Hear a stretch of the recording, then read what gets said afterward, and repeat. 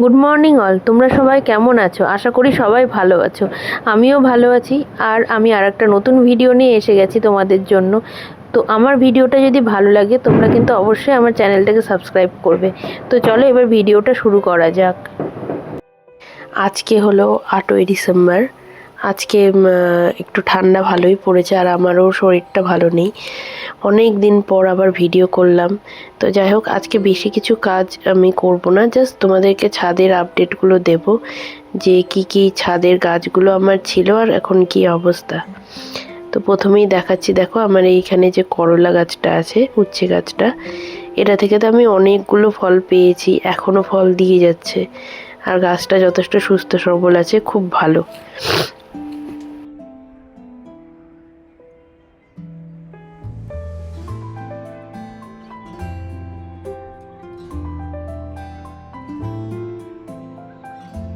আর নারকেল কুল গাছে আমি তোমাদের দেখানো হয়নি, কিন্তু পুরো গাছটাকে আমি একটা মশারি দিয়ে ওটাকে পুরো ঢেকে দিয়েছি, কারণ এই কুল এখন ধরেছে, আর কুল একটু বড় হতে শুরু করলেই সব পোকা পাখি এরা খেয়ে একদম কুলগুলো নষ্ট করে দেয়। তো এবার ভেবেছি ওর জন্য আমি এবার মশারি দিয়ে রেখে দেবো। তো দেখো পুরো গাছটাতেই মশারি দিয়ে ঢেকে রেখে দিয়েছি। তো অনেকগুলো কুল হয়েছে ভেতরে, দেখা যাক কত পাওয়া যায় কুল।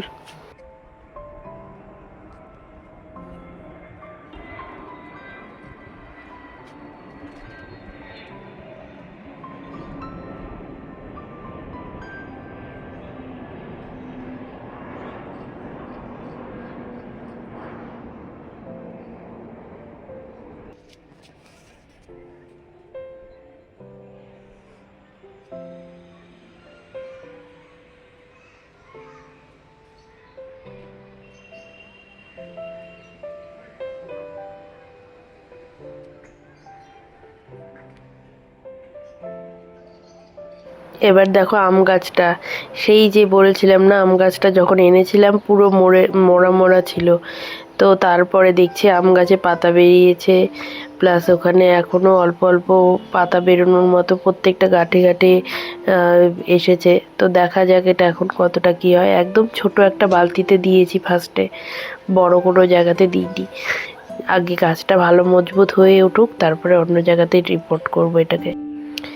আর এই ড্রাগন ফ্রুটও কিন্তু শিকড় বেরিয়েছে হালকা হালকা। তো আজকে আমি ওটা ওটা আমারই ভুল, আমি ওটাকে শিকড় হয়েছে কিনা দেখার জন্য উঠিয়েছিলাম, তো দেখছি যে ওর মধ্যে শিকড় হয়েছে। তো ওটাকে আবার ভালো করে অন্য আর একটা বড় একটা মাটির গামলাতে ওর মধ্যে রেখেছি। আর দেখো এটা আখ গাছ। আখ গাছ থেকে 3টে গাছ ছিল, 3টে গাছের মধ্যে আমি দেখলাম এত ছোট জায়গাতে অতগুলো আঁটবে না, তো একটা গাছ থেকে মোটামুটি অনেকগুলো চারা বেরোতে শুরু করে দিয়েছে। তো বাকি দুটো গাছ থেকে এখনও কিছু বেরোচ্ছিল না, তো দুটো গাছ দুটো তুলে দিয়েছি। আর এই একটা গাছই রেখেছি, একটা গাছ থেকে অনেকগুলো চারা বেরোনো শুরু হয়ে গেছে। আর সেই লেবু গাছ, লেবু গাছেও পুরো পাতা ধরে, যেখানে আমার সব পাতা পড়ে গেছিলো, পুরো গাছটা একদম খালি হয়ে গেছিলো, এখন দেখো পাতাতে পুরো ভরে গেছে, সবুজ পাতায় আরও নতুন নতুন পাতা আসছে। তো এখন এটাও বড় বালতিতেই দিয়েছি। তো দেখি কত কি হয় এটাও তো যদি না হয় তাহলে আরও বড় জায়গাতে দিতে হবে। যতদিন এটাতে হয় ততদিন এটাতে রেখে এইভাবে করা যেতে হবে।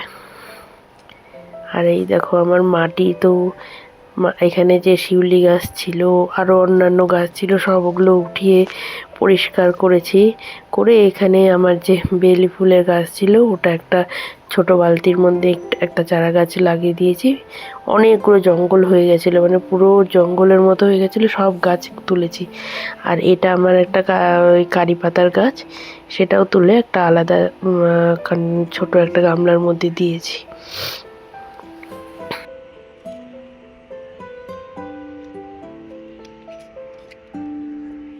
আর এই সিমের বীজ যে ফেলেছিলাম, তো সিমের বীজের থেকে গাছ তো বেরিয়েছে, কিন্তু জানি না এখানে কিছু একটা পোকার জন্য গাছগুলো ঠিকমতো গ্রোথ হচ্ছে না।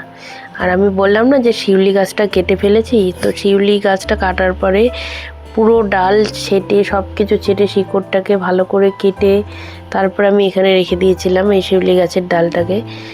আর কিছু আলু গাছ বেরিয়েছিল, সেই আলুগুলো এর মধ্যে দিয়েছিলাম। তো ওখান থেকে আলু গাছও বেরিয়েছে, আবার শিউলি গাছের ডালটাতেও আবার গাছ পাতা বেরোনো শুরু হয়েছে। আমি ভেবেছিলাম শিউলি গাছটা হয়তো বাঁচবে না, কিন্তু কন্টিনিউয়াসলি জল দিতে দিতে ভালো ওখানে পাতাও বেরোনো শুরু হয়ে গেছে।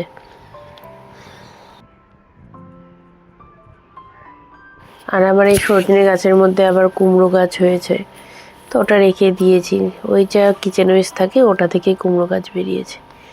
আর ওখানে এই উচ্ছে গাছটা থেকেও প্রচুর পরিমাণে ফল পেয়েছি। আর ওইখানে যে রজনীগন্ধা গাছটা দেখলে, ওখান থেকেও একটা বড় স্টিক পেয়েছি রজনীগন্ধার।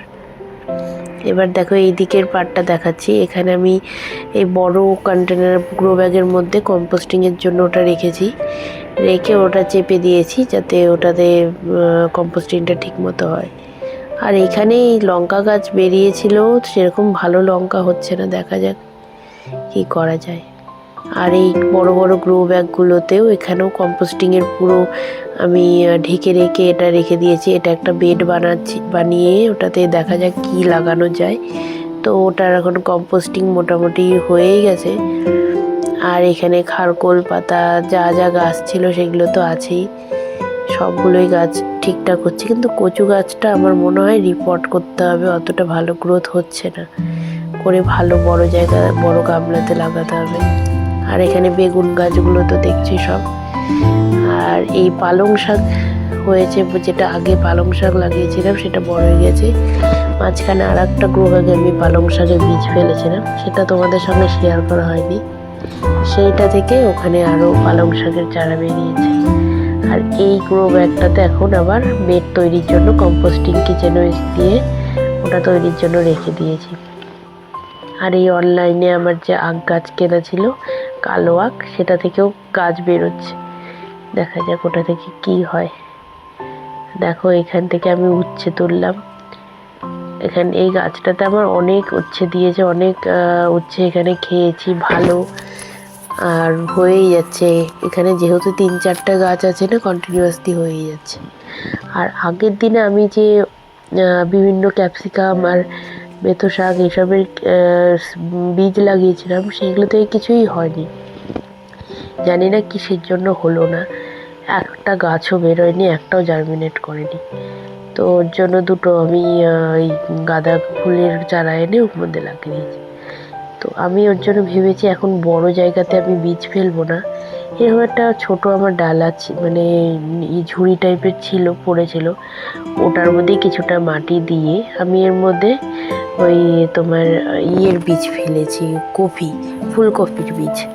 তো দেখি যদি হয়, এই ফুলকপির গাছের চারাগুলো যদি বেরোয়, তাহলে একটা একটা করে ধীরে ধীরে ওটাকে অন্যদিকে রিপোর্ট করব। কিন্তু আমি আর সেই বড় জায়গাতে বীজ ফেলিনি, কারণ দেখছি যে ওখানে কিছুই জার্মিনেট করছে না। তো এটাতে দেখি এখন কিছু হয় কিনা।